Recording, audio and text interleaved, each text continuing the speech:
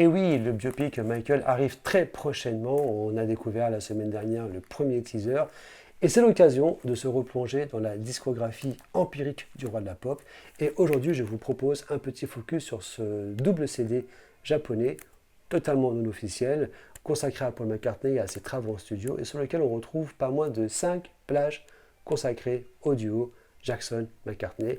Alors ça commence avec la chanson The Girl Is Mine, qui n'est pas ma préférée de l'album Thriller, loin de là, mais qui cette fois-ci renaît sous des versions avec des arrangements un petit peu différents. Je pense aux plages 1 et 3 qui vous proposent des mix intéressants de cette chanson.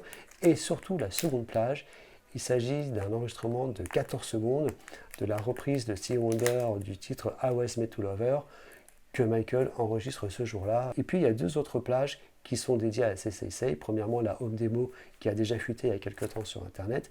Et puis une autre piste qui s'appelle Demo Playback and Talk, beaucoup plus courte, qui donne un petit peu l'idée de comment se sont déroulées les séances préparatoires pour composer, enfin en tout cas accoucher du morceau. Voilà, c'est non officiel. Ça peut se trouver, mais c'est assez cher ces temps-ci, notamment avec les frais de port et les frais de douane. En tout cas, voilà, il faut en tenir compte quand vous passez commande. Ça permet d'avoir une petite nouveauté jacksonienne en attendant l'arrivée du fameux biopic.